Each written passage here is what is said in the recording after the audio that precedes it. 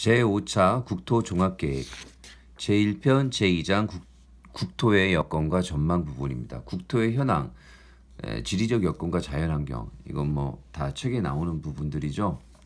교과서적인 내용이라 넘어가고요. 인구와 경제활동에서는 뭐 다 아시다시피 출산율 저하로 인구 성장이 둔화되고 고령화 현상이 급격히 진행되고 있고, 수도권과 대도시로의 인구 집중 경향이 나타나고 있고요.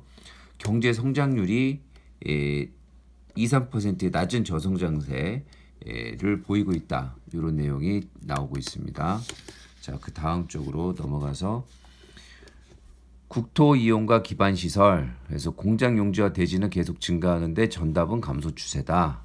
이런 얘기가 나오고요. 그 다음에 기반 시설로서 이제 도로 얘기가 나오죠.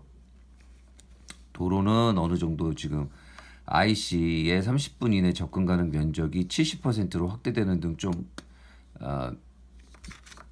공급이 잘 되고 있으니까 써놨고요. 그 다음에 철도 같은 경우는 뭐 선진국에 비해서 철도 연장 같은 경우는 이제 크게 뒤떨어진다.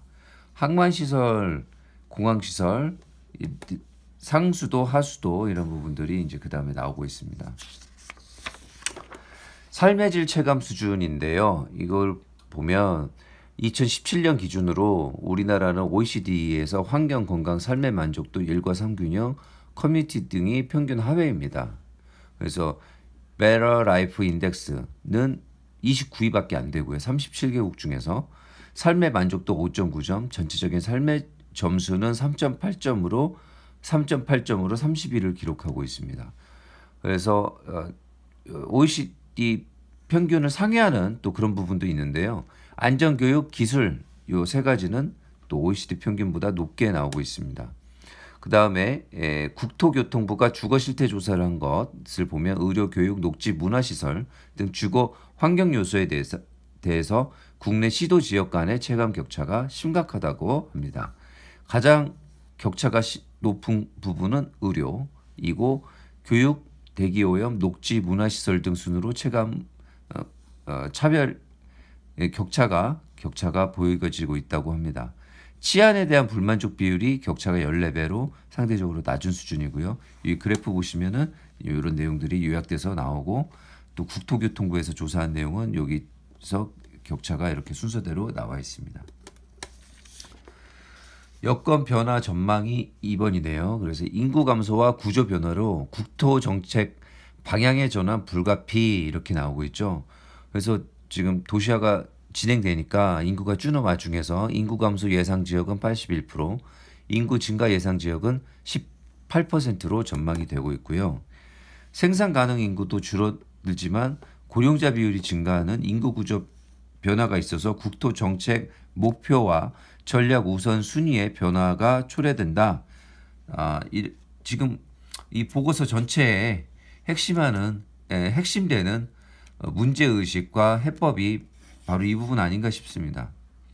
그래서 이제 거시적 총량적인 경제적 가치를 강조했으나 이제 앞으로는 삶의 질, 건강 안정 등 미시적 질적인 가치를 중시하는 방향으로 전환된다는 얘기는 앞으로 신규 택지나 이런 개발은 가급적 줄이고 현재까지 개발해놓은 땅들에 대해서 그 가치를 높이는 쪽으로 전환해야 된다. 이런 내용들이 계속 나올 거라는 것을 암시하고 있습니다.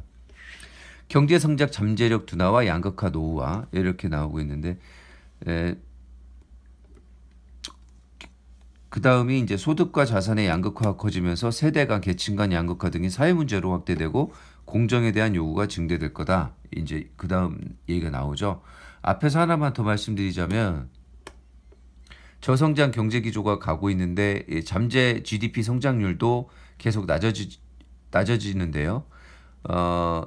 그 옛날에 지어진 산단 등 요 국가 기반 인프라가 노후화되지 않습니까? 그럼 이것을 노후 산업 단지를 어떻게 재생할 거냐? 요 부분도 국토종합계획의 중요한 테마 중에 하나입니다. 자, 그 다음 페이지, 기후변화 대응과 삶의 질에 대한 정책 요구 증가 이렇게 나오는데요. 기후변화에 따른 대형 재난 재해 증가로 지구적 차원의 공조가 필요하다. 그 다음은 삶의 질, 환경, 안전, 건강에 대한 관심이 증대하고 환경 가치에 대한 국민 의식이 높아지면서 국토 이용과 생활 방식의 변화가 예상된다. 라고 하면서 여기 잘 보시면 국토 미래상 실현을 위한 핵심 추구 가치 국민 의식 조사 2018년 이렇게 나오지 않습니까? 이 국토 미래상 실현을 위한 국토 미래상 실현을 위해 핵심적으로 추구해야 할 가치로 삶의 질, 친환경 등을 중시해야 할 가치로 선정했다라고 하는데 일반 국민 1000명, 현재 2018년, 10년 후 2030년, 20년 후 2040년 이렇게 해놨는데 요 뒤에는 조사를 어떻게 했다는 것인지 조사 내용에 대한 내용은 안 나옵니다만 현재는 균형 발전이 두 번째로 14%지만 10년 후에는 세 번째로 떨어질 것이고 20년 후에는 다섯 번째로 떨어질 것이다. 대신에 삶의 질, 친환경과 행복이 늘어날 것이다 라고 해서 이 보고서는 옛날식의 균형 발전은 이제 포기하겠다. 대놓고 균형 발전 포기를 여기다가 이제 심어놓은 겁니다. 근데 명시적으로 대놓고 너무 심하게 얘기하면 안 되니까 이렇게 빗대서 간접적으로 여기다 싹 넣어놨더라고요. 이제 앞으로 균형 발전은 없다 이렇게 보시면 될 것 같고요.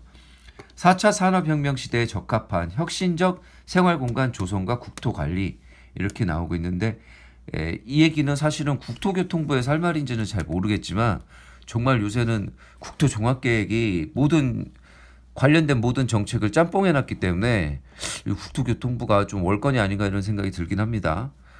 그래서 하여튼 데이터 분석 기술을 통해서 국토를 효율적으로 쓰자 이 얘기예요. 그렇게 이해하시면 될 것 같고요. 그래서 뭐 항만도 스마트화하자 이런 내용을 얘기하고 싶었던 것 같고요.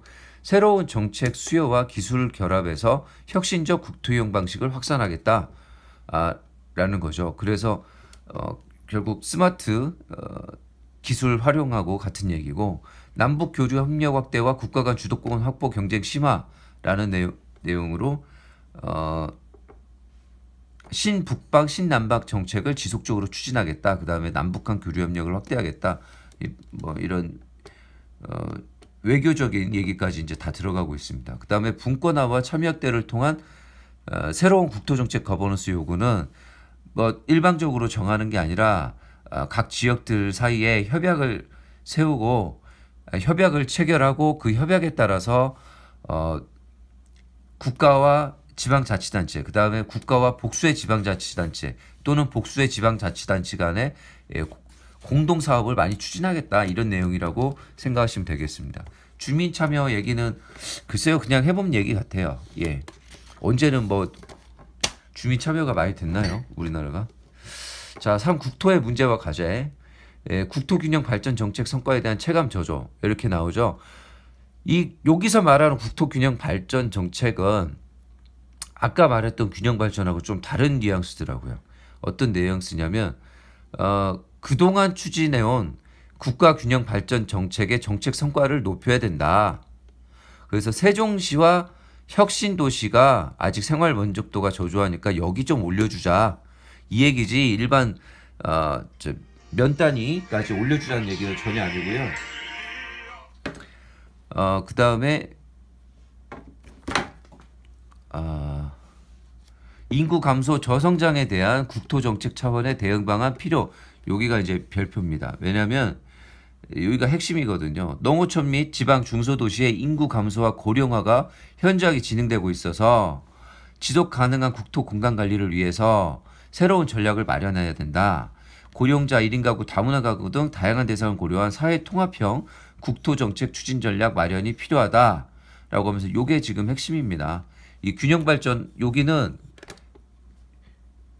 세종시와 혁신도시는 더 잘해줘야 되고 이런 것 있죠. 농어촌 및 지방 중소도시는 이제 여기 이제 없어져 간다는 걸 전제로 정책을 짜야 된다 이 얘기입니다. 이런 식의 균형 발전, 이런 식으로 개발하는 걸 이제 국토교통부에서는 균형 발전이다 이렇게 부르는 것 같아요. 그러니까 우리가 이해하는 거랑 다릅니다. 사실은 옛날식의 국토균형 발전은 이제 더 이상 안 한다는 내용이에요. 자, 이제 저성장 시대에 체계적으로 대응해서 국토의 지속 가능성과 회복력을 높이기 위한 정책 마련이 필요하다. 인구 감소와 저성장 시대에 대비해서 스마트한 공간 재배치와 유휴토지 시설의 적정한 이용, 노 인프라 정비 재생 등 국토 이용 관리가 필요하다. 이제 요 얘기를 하려는 거고요. 그래서 성장과 개발 시대의 국토 정책 추진 방식에서 벗어나겠다. 그다음에 인구 감소와 저성장 시대에 적합한 국토 정책 목표와 정책 수단을 발굴하고 대응하겠다. 이게 핵심입니다. 그다음에 인간다운 삶, 품격 있고 건강한 정주 여건 조성에 대한 요구 증대라는 부분은 이제 좋은 말들이 쭉 나오는데 여기만 볼게요. 삶의 질, 건강에 대한 국민 요구의 증대를 반영하여 사람 중심의 품격 있고 안전한 생활이 가능하도록 정주 여건과 국토 환경을 조성하겠다라는 좋은 얘기고요. 첨단 기술 기반의 스마트한 국토 이용 관리라는 부분은 4차 산업혁명으로 일컬어지는 과학기술 발달로 국토 분야에서 스마트 기술의 도입 가능성이 높아지고 있어 이에 활용 방안을 모색할 필요가 있다. 사물 인터넷, 인공지능 등 스마트 기술을 활용하여 맞춤형 국토 생활 공간을 조성하고 지능형 국토 관리를 실현하겠다. 이런 내용입니다. 그래서 초연결화 지능화 시대에 걸맞게 과학기술 기반의 국토 이용 및 관리, 국민 삶의 질을 높이는 요소로 활용하기 위한 방안을 마련하겠다. 뭐 좋은 얘기고요. 그 다음에 지역 경제 선순환 구조와 분권형 거버넌스 형성 필요성 증대. 또 이제 계속 나온 내용인데 지역 산업 생태계 구축과 관광 혁신을 통한 새로운 일자리 창출로 미래 국가 혁신과 신성장 동력을 지속적으로 창출할 필요라고는 하는데 이 산업 생태계 구축은 산업부나 중소기업부가 하는 일이고요. 관광혁신은 문광부가 하는 일이거든요. 이걸 왜 국토부에서 말을 하느냐. 굉장히 월권적이긴 한데 국토부가 앞으로 자기네들이 신규 개발하는 게 없기 때문에 계속 업무 영역을 넓히려고 하는 게 아닌가 그런 생각이 들어요. 그래서 보시면은 산업 및 건강혁신 전략을 마련한다. 이걸 왜 국토부에서 마련합니까? 국토부 일은 아니죠. 엄밀히 따지면. 근데 마련해서 국가 혁신 성장과 지역 발전 기회로 활용해야 된다. 이런 얘기를 하고 있고요. 관광 산업을 저성장 시대의 성장 동력으로 주목하고 활성화를 촉진하겠다. 그래서 관광 산업 얘기가 계속 뒤도 나오는데 이 관광 산업 얘기도 사실은 문광부 업무죠. 자기 업무가 아닌데 계속 하지만 뭐라고 하는지는 한번 봐야 되겠습니다. 그다음에 중앙정부 주도에서 이제 벗어나겠다. 지역 다양성을 살리겠다는 아까 말씀드린 대로 지방자치단체를 중심으로 지방자치단체끼리 또는 중앙과 계속적으로 협약을 맺어서 지속성 있는 지역 개발을 자율적으로 추진하도록 하겠다 이 얘기고요. 요약하자면 지역 산업 생태계 구축과 관광 혁신으로 일자리 창출 및 분권형 거버넌스 운영으로 국토 이용 관리를 효율화하겠다는 내용이 이제 2장의 뒷부분에 나오고 마지막 내용은 글로벌 국토 도시 경쟁 여건 미흡 해서 자, 매력적인 도시 생활 기반이 우리나라 취약하니까 글로벌 도시 경쟁력이 저조한데 지금 취약한 부분은 높은 집값, 교통 혼잡 등으로 글로벌 도시 경쟁력이 취약하다는 거죠. 그래서 이제 우수 인재 유치를 위해서도 좋은 환경이 필요하다라고 하면서 대륙 연결형 네트워크를 구축을 해야 된다. 뭐 철도 같은 거 놓자는 얘기죠. 대륙으로 가는. 그다음에 개도국가의 네트워크 역량 강화를 하겠다. 이거 외교부가 하는 거 아닌가요? 이거 너무 올권적인 것 같아요. 그다음에 남북한 교류 협력 확대에 체계적으로 대비하고 동아시아 국가들과 원활한 교류를 하겠다. 그래서 도로 철도를 이렇게 서해안에도 하나 동해안에도 하나 내고요. 그다음에 DMZ를 국제평화지대로 조성하겠다. 그다음에 장기적으로 신북방 정책, 신남방 정책을 해서 국제화를 하겠다. 이런 내용이 이제 마지막을 이루고 있습니다. 챕터 2장은 여기까지입니다.